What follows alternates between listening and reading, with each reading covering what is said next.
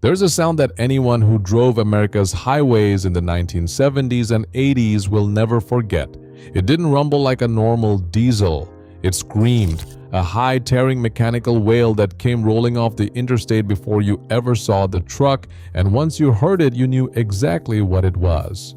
That was the sound of a Detroit diesel two-stroke at full song, and the loudest, meanest, most legendary of them all was an engine called the 8V92. For 2 decades, it was everywhere.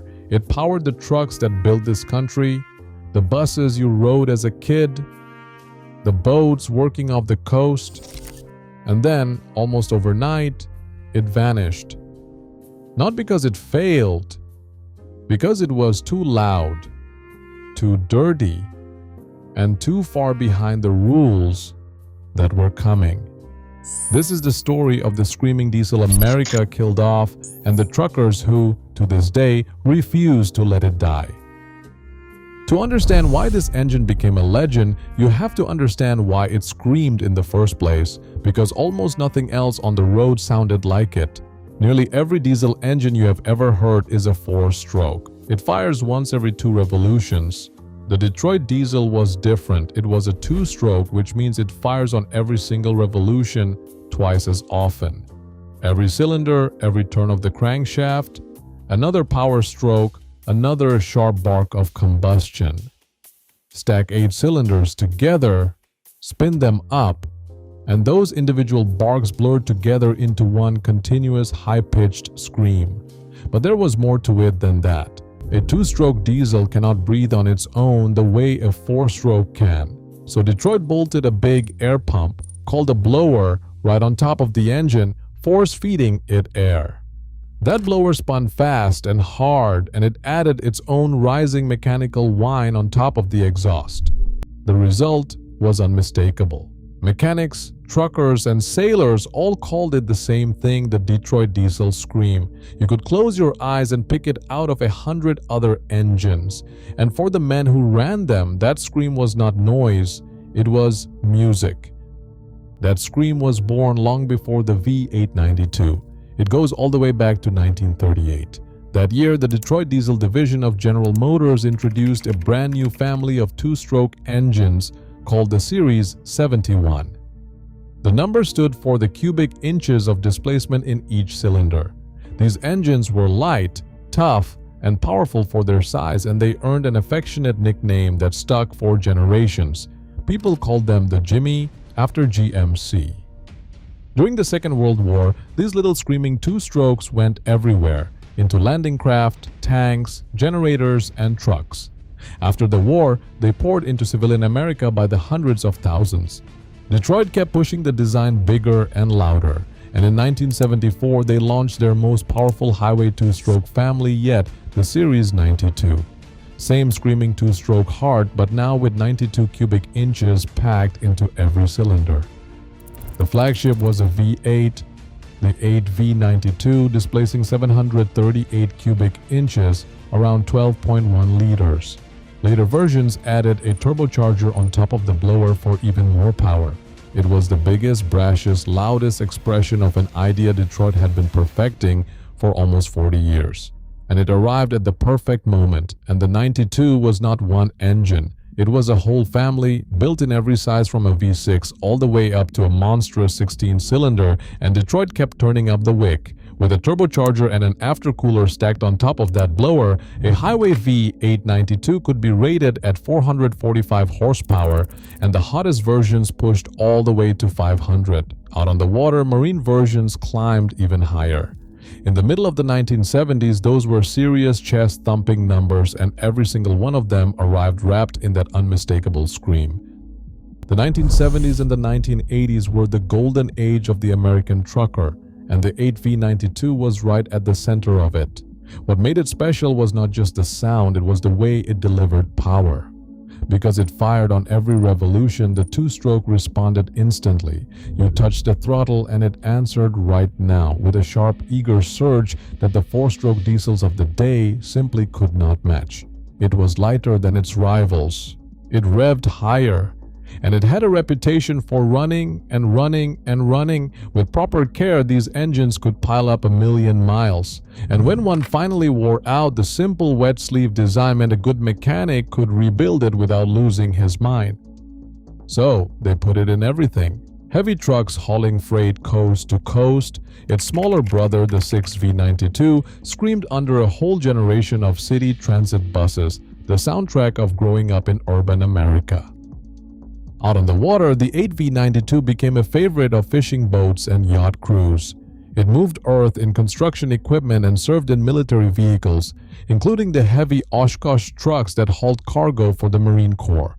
For the men who drove them and the mechanics who kept them alive, the Detroit two-stroke was not just a power plant, it was a personality, loud, stubborn, a little bit wild, and absolutely unforgettable. They loved it. And if you lived through those years, you heard this engine whether you knew its name or not. It was the howl of the fire truck tearing out of the station house. It was the deep rising snarl of the highway coach pulling out of the depot at midnight, and the voice of the big luxury motorhomes carrying retirees across the interstates. Fire departments trusted it because it made huge power and lit off every single time. Coach builders loved it so much that some of them kept bolting brand new 8V92s into their buses deep into the 1990s, long after the rest of the industry had moved on. Wherever America needed serious muscle, the scream followed, but out in the wider world, the ground was already shifting beneath it. Because everything that made the 8V92 a legend was about to become its death sentence. By the 1980s, America was changing the rules. New emissions standards were tightening down on what diesel engines were allowed to put into the air, and the public wanted cleaner, quieter, more fuel-efficient machines. And here the two-stroke had a problem it could not escape. Firing twice as often meant it burned more fuel and drank more oil than a comparable four-stroke. By the very nature of its design, a little oil was meant to burn along with the fuel. That made it thirstier, smokier, and far harder to bring into line with the new regulations. And Detroit did not give up without a fight. In 1985, the company bolted a computer onto its old Warrior, a system engineers called DDEC, short for Detroit Diesel Electronic Controls, replacing the old mechanical governor with electronic fuel injection. It was genuinely groundbreaking, among the very first electronic controls ever offered on a heavy-duty diesel, and it worked. An electronically controlled 8V92 made 450 horsepower with more torque and better fuel economy than the mechanical engine it replaced. For a moment, it looked like the old two-stroke might just buy itself a future, but it was only a reprieve. The brutal truth was that the very architecture that gave the Detroit its scream and its instant punch was the exact architecture the new emissions laws were built to eliminate. In 1987, Detroit Diesel revealed its future, a four-stroke engine called the Series 60, the first heavy-duty truck diesel in the world fully controlled by electronics. It was cleaner, more efficient, and quieter. It was everything the regulators wanted, and it was everything the old screaming two-stroke was not. For a while, the two-stroke held on. Truckers kept buying them, enthusiasts kept defending them, but you cannot out-argue a regulation. One by one, the markets closed. The tightening emissions limits made it impossible to keep certifying the old design for sale, and the cleaner, more efficient four-strokes took over the order books. The heavy trucks went first, as fleet buyers chased fuel economy into the four-stroke camp. The coaches and the big luxury motorhomes held out longer, with some builders still installing brand new V892s well into the middle of the 1990s, and the fire departments and the boat owners hung on hardest of all. Finally, in 1998, Detroit Diesel made it official. After 60 years, the company stopped building its two-stroke engines for good. The screaming Jimmy, the engine that had powered America through a world war, helped build the interstate trucking industry and defined the sound of a generation, was retired from the assembly line. For a lot of old truckers, it felt like the end of an era. The highways were going quiet. The scream that had once announced a big rig from a mile away was being legislated into silence. replaced by the smooth, muffled hum of engines that obeyed the rules. On paper, the 8V92 was dead. But here's the thing about a legend. You can stop building it, you can regulate it off the showroom floor, you cannot make people stop loving it because the 8V92 never really died. Out in truck yards and marinas and backroad shops all across America, those engines are still running today, and a whole community of truckers, boaters, and gearheads has made it their mission to keep them alive.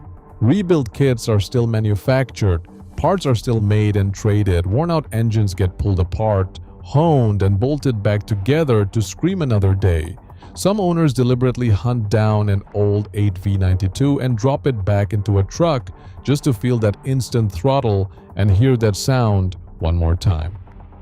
Walk into a truck show anywhere in America today, and you can still find them polished, straight-piped, and ready to sing. Their owners will tell you with a completely straight face that a Detroit is not running right unless the neighbors know about it. Some of these engines are on their third or fourth rebuild, wearing 1,000,000+ miles like service medals, and when one of them lights off, an entire fairground of grown men goes quiet and turns toward the sound. Online, videos of these engines being fired up and run wide open pull in millions of views, proof that the appetite for that scream never went away. To the people who love them, the Detroit two-stroke represents something the modern, computer-controlled, emissions-choked world quietly lost. An engine with a voice, a personality, and absolutely nothing to hide. The government took it off the line. The faithful refused to take it off the road. So the next time you are on the highway and everything sounds the same, that flat, polite, muffled drone of modern diesels all blending together, remember that it was not always this way. There was a time when an engine could announce itself from a mile off. When America built a screaming, oil-burning 12-liter two-stroke, bolted it into half the country, and never once apologized for how loud it was. The rules eventually caught up, and the 8V92 was killed off in the name of cleaner air and quieter roads. But the men who ran it never signed off on that decision. And as long as one of them can keep an old Detroit turning over in the driveway, the scream will never completely fade. Somewhere tonight, on a two-lane road far from the interstate, an old Detroit is winding up through the gears, and every open window in town knows exactly what is coming. Because here at the Loud Era, we have always believed the best engines were never the quiet ones. If this one brought back a memory, stick around. The old iron always has one more story left to tell.